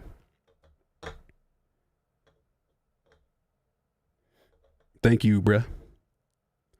No, yeah, I definitely like comedian. I like comedian. No, I like comedy. I would love to do comedy, but like, I've just never tried it in a stand-up situation, and it's just a lot different. Because, what do you think about Andrew Santino and Andrew Schultz beef? I don't really care. I think they're both funny. I just saw Santino with Shane the other day in Vegas. It was super funny.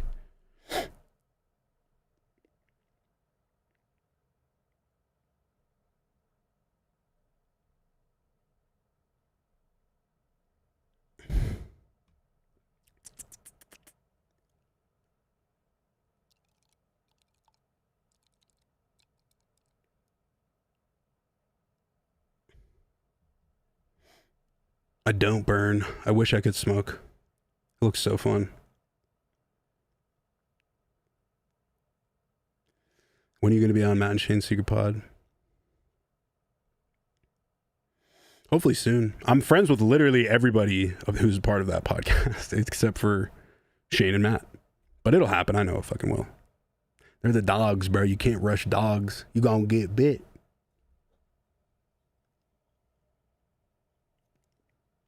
I am planning an Austin trip soon, so hopefully I can connect with them when I'm out there. Dude, I'm so glad I did the Real Bros thing when I did. Because getting back into the Getter stuff, dude, everybody knows all that dumb shit I did as Bryce. So it just breaks all the ice. Damn, that rhymed. Is he a rapper? But yeah, it's great. I keep running into people that I fuck with, and then they're like, oh yeah, you're so-and-so. I'm like, yes, I am. What's good? I keep running into comedians that just know me already.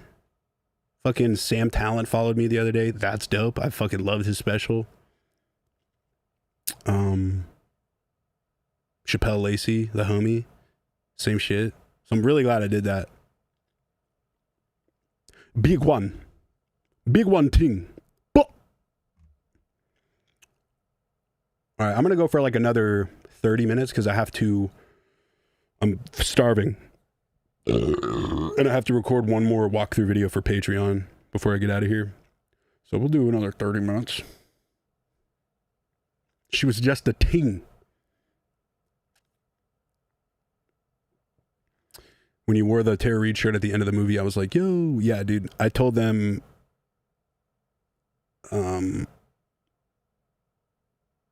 usually they'll just, I mean, the outfits they put on you are fucking retarded. But that's the point. But I was like, dude, please let me wear my merch. And they're like, cool. They're like, is it copyrighted? I'm like, by me, it's fine. They're like, okay. So it worked out. What track you walking through next? I could tell you the ones that I've recorded. There's a few I still need to edit. But the ones I have on the launch pad are Something New, Why Is It Still Raining, Hole in the Boat, Forget It. I did Colorblind, but it's half-assed, and I'm going to redo it. So Blood Harvest, Alone Remix, and 666. And then I just recorded Entombment and ADHD. And I think today I'm going to record... Where is it?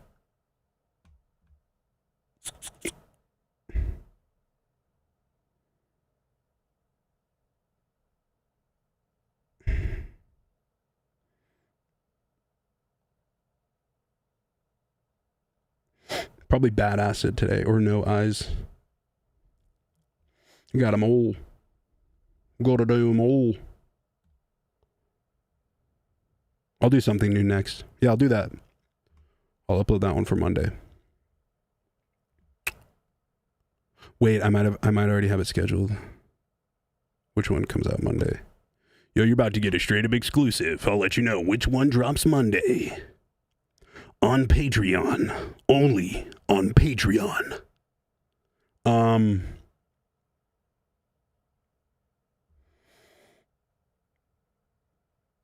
Some Creature.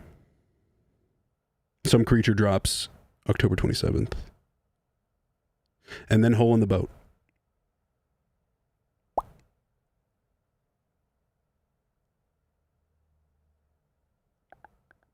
So funny, I accidentally posted the Bury Me one. I had them both scheduled for the same day on accident. But yeah, Bury Me and Inhalant Abuse just got uploaded last week. The project files with the patches, with the everything.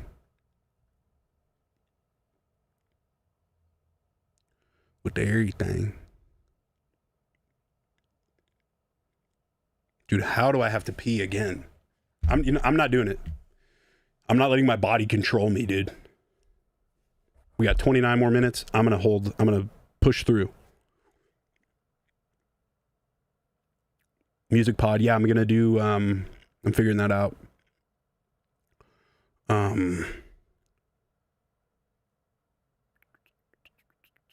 No Eyes is fucking underrated, bro. I play out a mashup of that with Dead Hippie at the end of my sets. I need to add more shit to my set.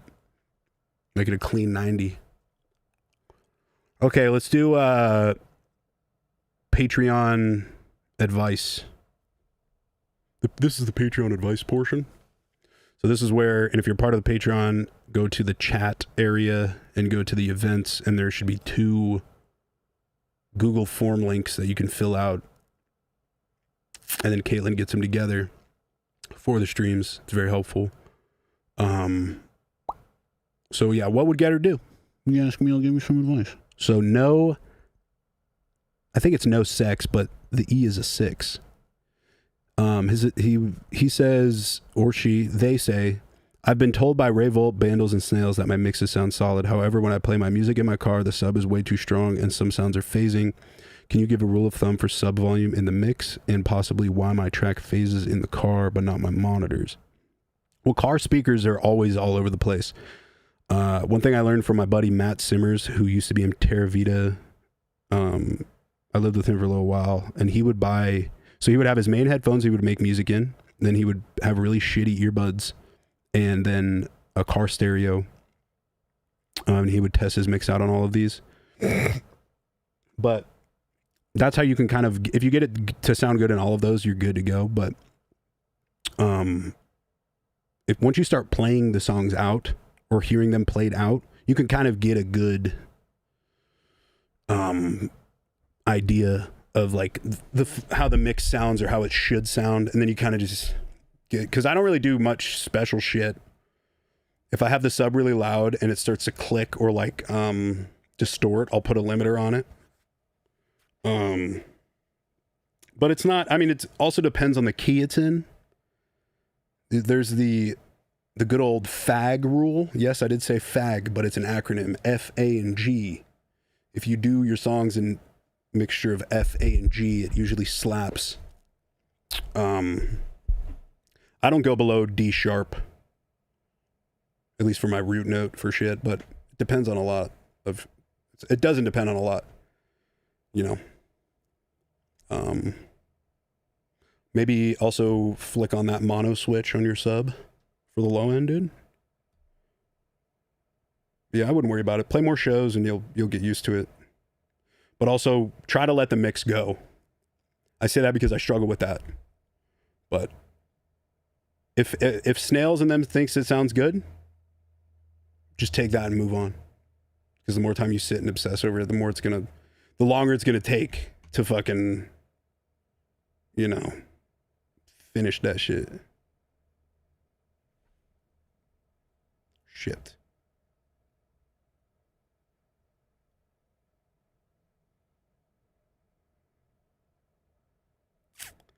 Just fucked up my mini meters.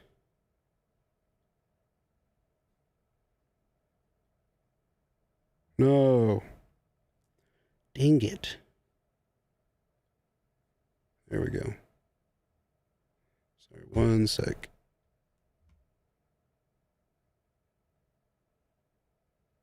Cool.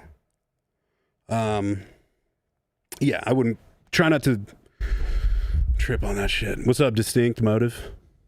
My fucking guy, dude. We were slumping to fucking Rusco at EDC with the guy who what's his name? Kevin? The guy who fucking invented Instagram. He's the fucking dog. He's the man. We were raging. We were like this. I'll tell you one little tidbit that I've learned recently that could be depressing if you put it in a certain way. But one thing, very important thing I've learned coming back to the dubstep scene, or just electronic scene in general, no one gives a fuck what you've done. No one gives a shit. No one fucking cares. In a good way. It's not like if you did something sick and then you disappear for a while and come back and expect all this crazy shit to happen, like, that's fucking stupid. I had to learn it the hard way, and I'm glad I learned it.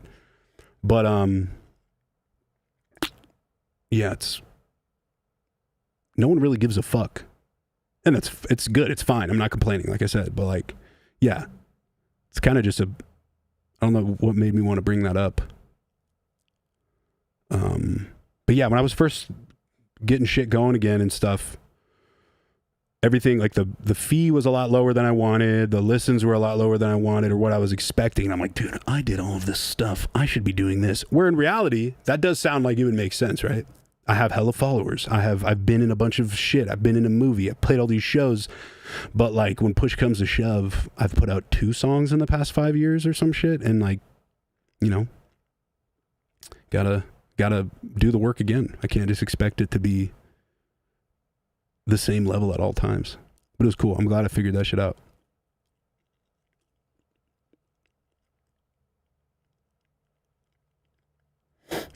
I've been debating for a while doing a Halloween or Christmas album as Tara Reid. So I think I'm going to start working on that for next year. Yeah, Kevin's sister, bro. He's the man.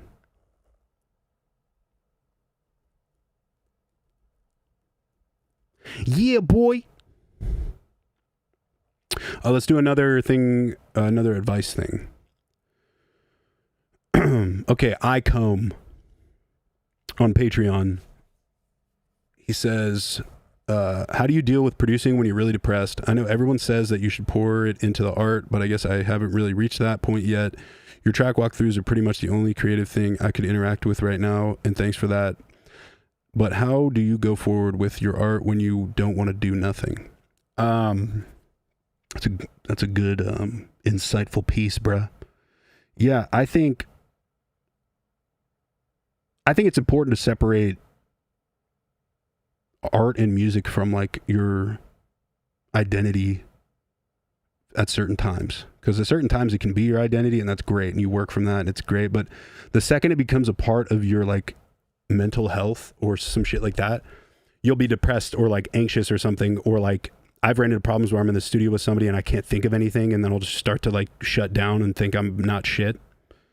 But if you detach a little bit and kind of treat it more like a hobby, and like you can go back to it whenever.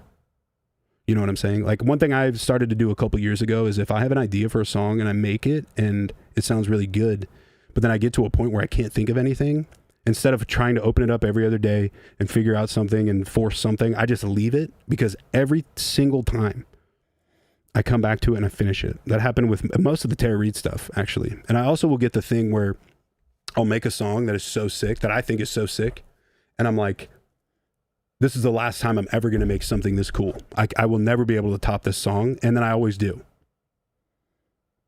Because I'm a little bit more detached from it when I was.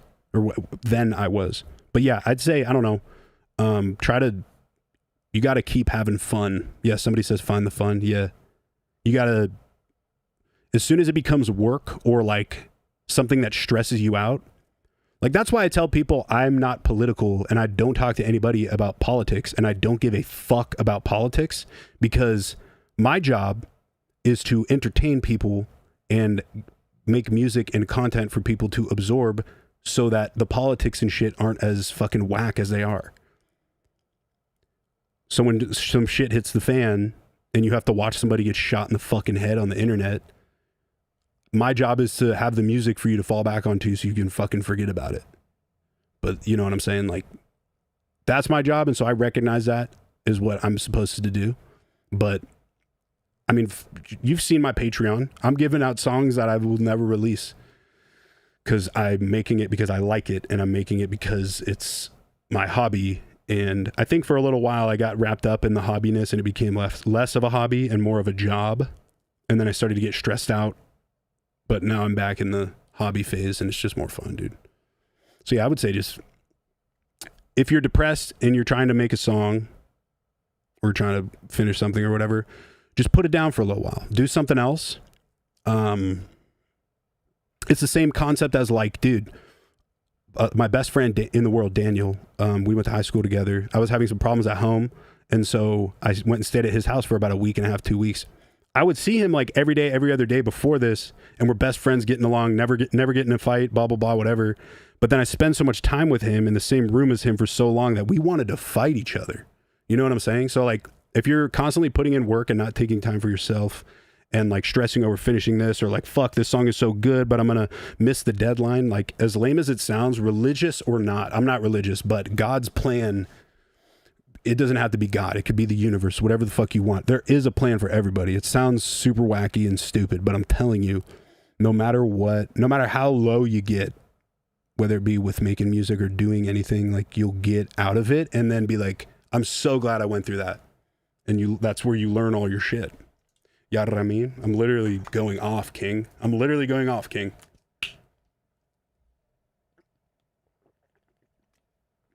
Oh, hope that helps. Hope you feel better. We got a couple more advice columns from Callus. Yo, Callus. Shout out Cal. I'm gonna start calling you Cal. When your mind is bogged down and your thoughts start to race and take over, how do you separate those running thoughts to get back into the DAW? I've been having bad anxiety out of nowhere to the point where I've been diagnosed and prescribed shit for it. What would get her do? I mean, kind of the same shit as before. If you feel overwhelmed, it's probably because you are overwhelmed. I mean, I'll tell you right now, bro, like, if you look at what my career was, not my career, my personality, during my career was, like, in the Ausla head splitter days, pretty much before the pandemic, because I feel like the pandemic fucked a lot of us up. But if you go and look at that shit back in the day, I was everywhere, talking to everyone, fucking approaching anybody. I mean, I was nice. I was never a piece of shit, but, like, I was a lot more outgoing. I had a lot more patience. I was a lot more, I'm not a dick now by any means, but, yeah, getting back into it now that I've grown up a bunch and the fucking pandemic and stuff, I feel like my personality's nerfed. So I definitely feel you. Like, my anxiety's been crazy bad out of nowhere as well, to the point where I'm seeing a psychiatrist and getting prescribed for shit as well. So this is a great piece of advice because I'm still trying to figure that out. But I don't know. There's pretty much everything you feel and everything you think and sorry, I had to kind of break the silence a little bit. Everything you think is gonna happen doesn't happen. You ever notice that? You overthink and you trip on some stuff, and, like, I'm saying this now because this is what I'm told and what I read about and watch videos about and stuff. I'm still, I'm practicing this myself. I'm not perfect with any of this shit. But yes, exactly. This dude said it best. Socializing is like a muscle that you have to train to prevent from atrophy. That's the hard thing I've had to accept as a hardcore introvert. Exactly, bro. Exactly. Even getting in Discord with your boys or your girls, just talking to people helps a lot with anxiety.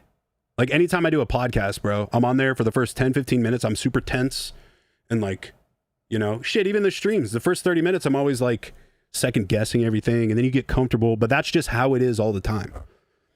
And Callus, I'll tell you, I've been going to the gym about a year now. Seriously, I've been going for real to see results for probably 4 or 5 months now, but it's the same concept as the socializing thing. If you force yourself to go through hell before you go and do something, like, dude, it really does help. Whether it's running or elliptical or you're hitting a bag or some shit, or weights, getting the blood pumping and doing that sort of shit helps with anxiety a lot. Because any day I'm feeling poopy, stressy, depressy, and I'm at home all day, I'm a fucking nightmare to chill with. No one wants to chill with a dumbass who's negative all the time. So go outside, bro, touch grass. I'm just kidding. But yeah, flex that muscle, bro. Okay, we got 3 more of these. How we doing? Oh, Ironic College, $10, GTA 6, brother, I'm excited. I can't wait for a good game to come out. A good game.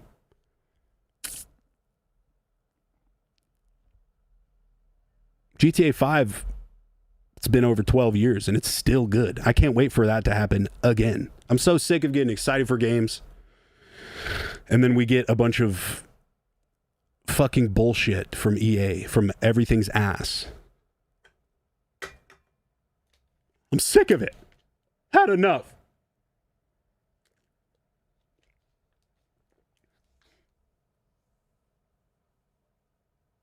So with that said, it's important to understand that it won't always be a perfect interaction between yours. Yeah. Humans are designed with communities. Yeah, exactly. Tanner Sagal, first off, cool name. We have the same name. And yeah, no, you got it on the head. You hit the nail on the head, bro. Yeah, it's also the other thing to think about, last thing I'm gonna say about this is most people are good people for the most part. maybe some people have dumb opinions or some shit, but everyone can have their opinion on whatever they want. I feel like a lot of people keep it to themselves nowadays, but everyone for the most part is a decent person. 85-90% of people. And I feel like a similar percentage is like in the same boat. Like we're all struggling in this shit together. And you don't really know what someone else is going through. I've been in situations where I think somebody doesn't like me or doesn't fuck with me or thinks I'm a fucking idiot. And then when I run into them, I'm acting a certain way. And then I'll eventually get the courage to be like, yo, like, what's going on with this? And it's literally, they're like, that didn't even cross my mind. I never thought of that. So it's like most of the shit you make up in your head. Your brain is like constantly testing you and putting you through shit so you can grow. And yeah, I feel like you got to learn to. There's a really good book, The Alchemist. I think it's The Alchemist. I think it's The Alchemist. Also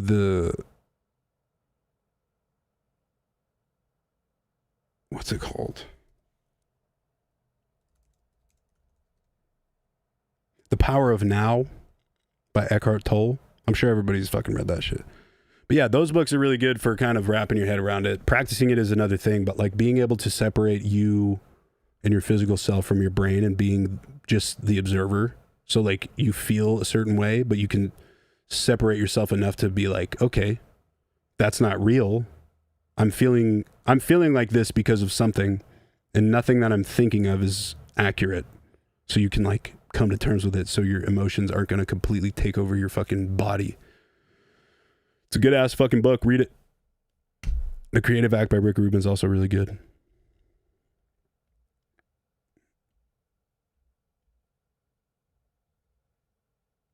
Most people behave well but without moral structure in society, people would be scary. Absolutely, dude. That's why, like, back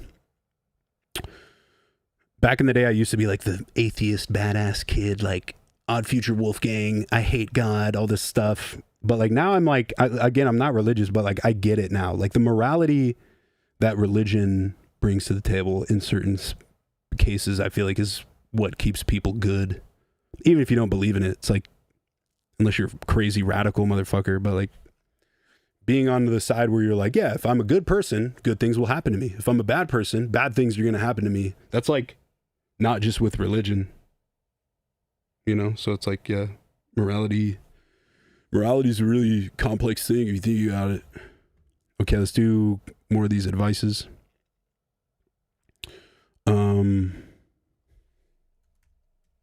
Shit. Got sober and said goodbye to my old friends. Realized they played a big part in a lot of bad shit that I would do, drugs and alcohol and shit like that. Now I like have no friends. I go to work on music, hit the gym, and that's all. How would you go about making friends and like finding some homies that would be down to crank out music and make our dreams come true together? This is from Not Sorry on Patreon. This is crazy because it's sames. Literally sames. We share this. I don't know. It's, if you can find time to be comfortable with yourself and not have to rely on other people for certain things, obviously socializing is a different story. I think you'll be better off. Like you can last without a lot of friends. Like I don't have many friends in Vegas, and I always say it's not like I want friends, but I would like, I mean, all my friends are in California or Florida. And when I'm out there, I have the best time and there's never any worries. And so I feel you because friends are important, but your mental state is a lot more important, and your health and shit. But I mean, you say, you used to hang out with friends and do drugs and all this stuff. And now you have no friends. You go to work on music and hit the gym. That's all. I like, you're saying that's all, like that's it. But like, dude, at least you have the time to do all of these things. You know what I'm saying? Because those are three pretty good things. You're working, you're getting money. You're working on music. That's your hobby. You go to the gym, you're staying healthy. Like those are pretty good things.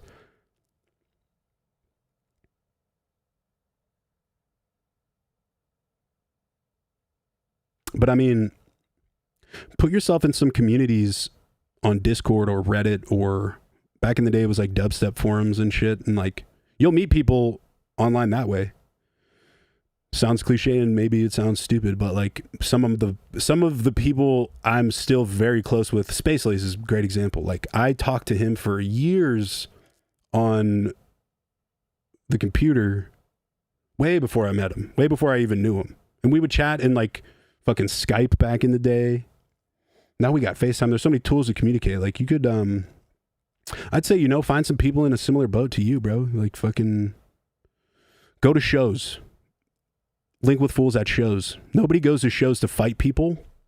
That's one thing that I've learned. I used to be so scared of socializing because not that I would get in a fight, but like I was always just kind of like, I'm scared of looking stupid, but like shows are where people go to look stupid, to get it out and to have fun. So if you're going to a place, and I met so many homies at shows growing up, and like, maybe some of them are producers, maybe some of them are DJs, just good. But hey, I'm rooting for you, pal. Same boat skis. Bass Tech on Patreon did a bootleg remix, sent it to Universal, and they liked it. All of them ghosted me, and all the AI algos keeps flagging the track when I try to sneak it out. Got some tips, a big dog.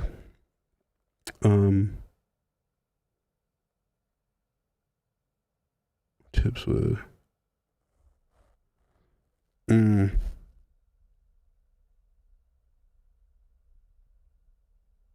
I would say just don't monetize it.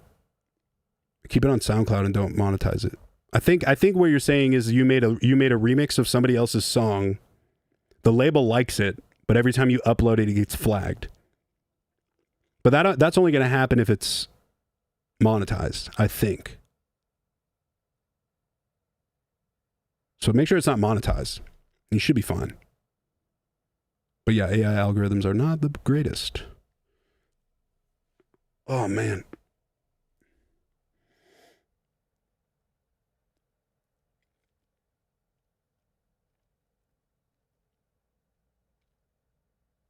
Yeah, that's true, George GMO. Most hardcore shows. I grew up going to a lot of hardcore shows with my older brother. He was straight edge. And yeah, surround yourself with like-minded people, There's also like, I know raves are known for like people getting fucked up and like fucking Molly and all this shit. But like, I know plenty of people. I've known plenty of people too that like go to these things sober, or like if they're not sober, they're not going to pressure you. Like I'm sober, but I'm not like in a program. I don't really flex it much. My sobriety is like, hey man, you want a drink? No thanks. Hey, you want to smoke? No, I'm good. You know what I'm saying? So it's easier for me. But if you're in a place where like it was a problem and you can't be tempted, yeah, I'd say surround yourself with like-minded individuals, bro. Oh.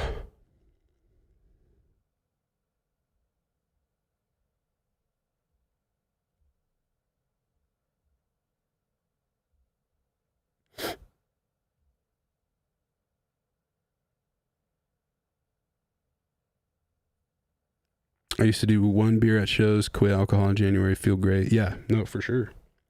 I used to drink only at my shows, and I'd be like, yeah, I don't drink unless I'm playing a show. But then when I started to do shows without drinking,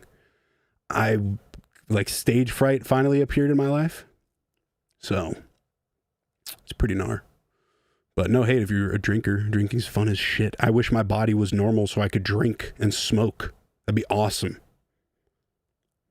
Last advice request from Patreon. And again, if you're not on the page, you don't have to pay it. You can do the free version and still do all this shit. From Alex Ambient. What up, fellow music god and legend? So this year specifically, I started getting into marketing my music and getting myself out there on social media, even trying to book events, but can't even book a local set. Also have been sending songs and demos to labels. What's the best way to send demos, songs to labels with scams running rampant? Also, do I need the followers in this day and age to even book an event now? Is it worth it to spend money on marketing? Thanks again, man. I mean, that last part, the followers don't matter at all. Literally at all. Some of the most fucking poppin' dudes right now they don't have a shit ton of followers. And also, I have like I have like almost 700K on Instagram, and I'm not getting hit up to headline big festivals or clubs and stuff. You know, I'm just playing it by the book. I would say focus less on followers and more so, like, one good thing, I've said this before, but one good thing about social media nowadays is, like, as much as I hate TikTok and all these stupid algorithms, is it has enabled and like leveled the playing field of, like, anybody can pop off regardless of followers. So that's a good thing. So, I mean, dude, if I were you, I would find a way to market your music on socials. And again, sounds lame. I don't want to do it. No one wants to do it. We just want to make music. But that's just the way it is. It is what it is. You got to get with the times or you'll get burnt out, and then no one will give a shit. So I'm not telling you to set up a tripod and dance. You know what I'm saying? But, like, one good thing I know works. I've never done it. I've had people do it for me. Depending on what genre you make, find an anime or find some old shit that matches the vibe and make just like a self-made music video, post it, abuse social media with your music in the background. There's so many like Russian funk artists that are millionaires because they don't even have social media. They're millionaires because they just constantly upload their shit to short form. There's a lot of different ways now, but you should worry about followers. And then as far as spending money on marketing, I've only done that with labels. I've never done it myself. So unless you're working with a label with a budget, I wouldn't worry about it. Like, Tara Reid was able to get to where it's at just because of the consistency of how I put stuff out, when I put stuff out. I've always never wanted to be a social media rapper, so I'm only ever on social media announcing stuff. I've never had viral stuff. I think that I had like one stupid meme go viral once, but no one's like, oh, you're the guy from The Thing. But, like, figure out what you want to do and stay true to that, and then just keep doing it and never stop. It's really easy to stop and to give up. I sound like fucking Shia LaBeouf right now. Just do it. Yeah, I wouldn't worry about the business side of it. Just think of where you spend most of your time when you're not making music, right? For me, video games, airport, and my phone. So I could literally, if I was in your position, knowing what I know about myself, I'm on the phone so much. What kind of stuff do I like? Do I like skate videos? Yes. Do I like the kind of music I make? Yes. Should I make a bunch of ideas? That's the other thing. You can make your songs blow up with a 30-second clip. It doesn't even need to be a 5-minute long song. Just find some shit and put your music behind it. Slow it down, speed it up. Don't rely on, like, I'm going to put this song on Spotify and it's going to get a bunch of plays and I'm going to make hella money, because that's just not how it works anymore. Yes, I'm Tara Reid. Come on, bro. No, I'm not Tara Reid. I just have the same exact tattoos and the same voice. Yes, that is I.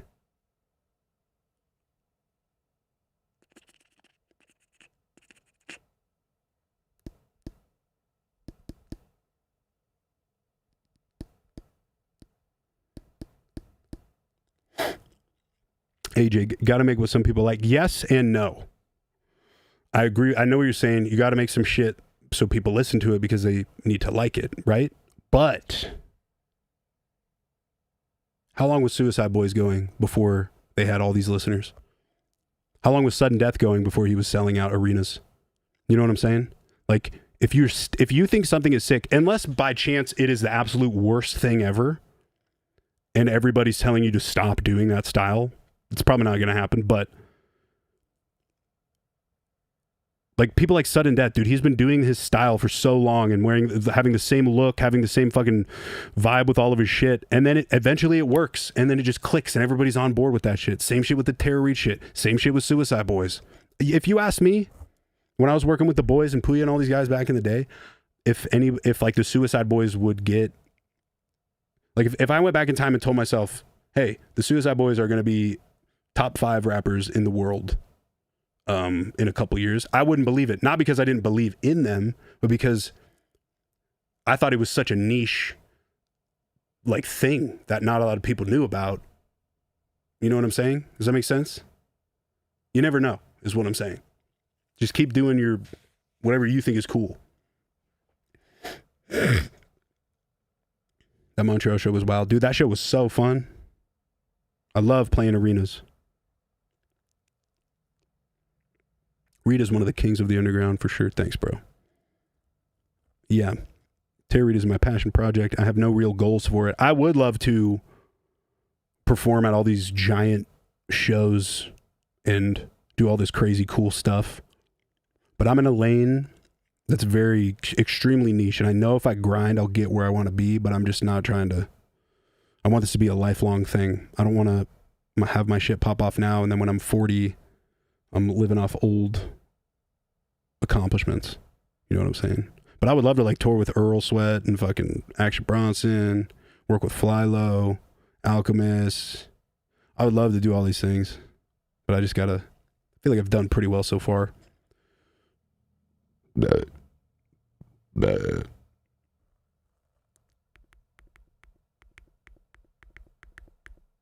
What's monitoring like when playing arena shows? Do you use IEMs? I've never done an arena show as Terror. I mean, I've done Outlaws with Puya at an arena, but that was it. Rap shows, all my shows I do in-ear monitors. But for DJing, I just use headphones. I'll just keep the headphones on at all times.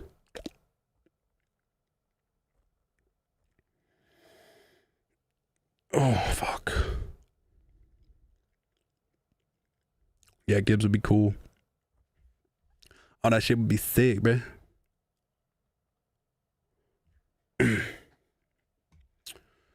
But yeah, cool. Very cool. I'm gonna probably get, yeah, it's been about 2 hours. It's been a solid stream. I'm probably gonna do another stream this week from home. Maybe I'll play some games. But yeah, a lot of Getter stuff I'm working on right now. Finishing stuff, remixing stuff. Patreon is ablaze. It's fire.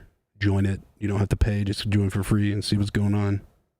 You can ask whatever questions. It's like super chat priority almost. But yeah. And I don't spam you with bullshit. Anything that I post on Patreon is cool as fuck. It's never going to be like dumb shit. Just posted the first sample pack on there. And people are confused by the shop on Patreon. So if you're a paid member for second and third tier, anything in the shop is free and you should already have. The shop is for people who are either free members or people who aren't members and just want sample packs. So if you want sample packs and Ableton racks, that rhymed, what's good? Those are also on Patreon and you don't have to sign up. So. Oh man. Okay, yeah, I'm gonna go take a piss and then record one more of these videos, get some food and go home. But thanks for chilling with me, bros. Stay